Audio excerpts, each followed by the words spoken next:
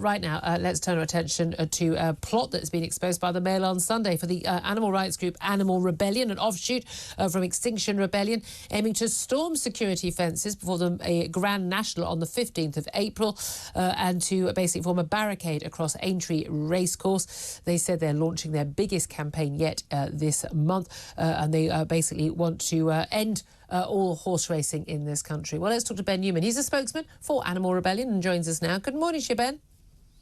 Good morning, Julia. Thanks very much for joining us. There's no doubt at all. Look, I mean, even people who aren't big fans of the racing or betting, they all have a flutter on the Grand National. It's one of the biggest sporting events in the country and indeed around the world. And you guys decided that you thought you had the right to disrupt it. Why?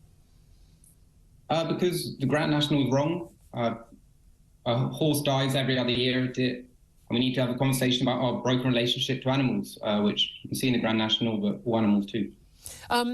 I mean, I don't think anyone wants horses to die in races. We know, though, that animal safety has been hugely improved over recent years. There's been a massive fall in the number of horses who do sadly die in these circumstances. There is a campaign to be had. There's a discussion to be had on this. Why do you feel that there has to be direct action, breaking the law, disrupting a major day for lots of people wanting to have a good day out, deserving a nice day out after the last few years we've had? Why do you think you've got the right to disrupt other people and what they're doing when what you could be doing is say, you know, if you feel you've got a good cause, you should be campaigning legally, you know, lobbying, talking to MPs, online petitions, whatever it is. Why do you think you've got a right to basically force your views on other people? Yeah, I guess this is the question about when is it okay to disrupt business as usual. And if it was about when the bins get collected, probably not. But when we're talking about harming animals on a massive scale or destroying the planet or any of these big issues, disruption is okay as it causes conversation, and I'm here today. Well, yeah, I mean, there is an element where you get the publicity. But again, you and your ilk, I'm going to use that sort of old phrase, you seem to always think that everything that you believe in is massively important and everything everyone else believes in or does doesn't really matter. And you somehow know better. There is this sort of this religious zeal where everything is justified. And my worry is, whether it's about the planet, animals, whatever it is, and yet we all care about all of those things, that you and people, campaigners like you think that everything is justified. So what's next? I mean, is killing people justified to stop animal cruelty or destroying the planet, in your phrase? Where do you draw the line in criminal activity? Well, it's all completely non-violent. So the line is when it goes into violence. Yeah. No one is getting hurt. This is a normal protest, and it's just people using their bodies. So that's where the line is. Okay, that's where the line is. But you would absolutely stop at any violence against other people.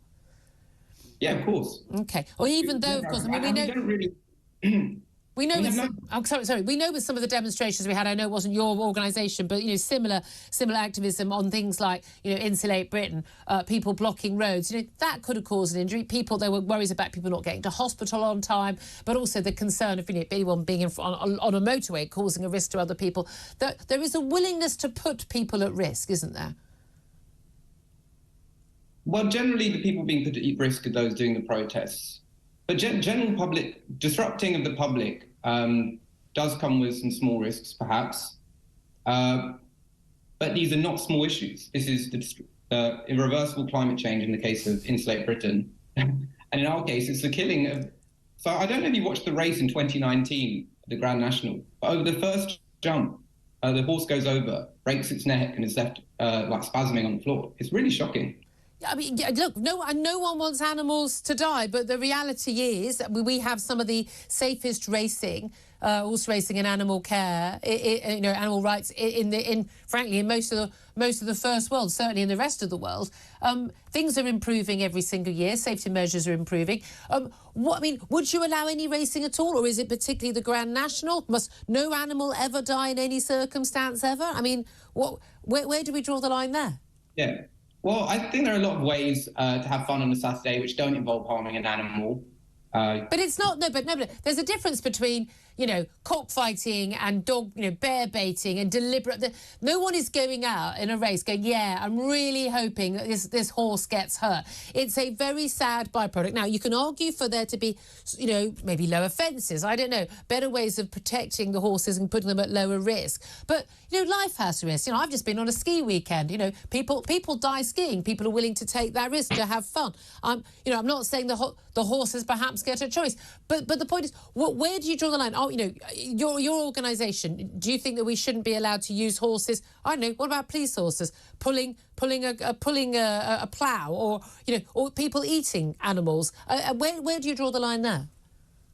Well, you're exactly right. The horses don't have a choice, and the line is we shouldn't be using animals at all. We shouldn't be using animals at all. For fun or for food when we don't need to, because we don't need to. OK, I'm not sure you can do horse racing without the horses, so I think that might be a need. But that's the thing. But you view animals as having effectively the same rights as human beings. You don't need to view them as having the same rights, but we can say that we shouldn't kill them for our own entertainment or eat them. But they're not being killed. No one at the Grand National is saying, "Oh, good, a horse has gone down." I mean, that's not entertainment. People are horrified, quite rightly, by that. There are lots of measures to try and protect the horses. So that's not the entertainment. It's not the gladiators slaying horses for our fun. Well, every 2 or 3 days, a horse dies in the UK in horse racing.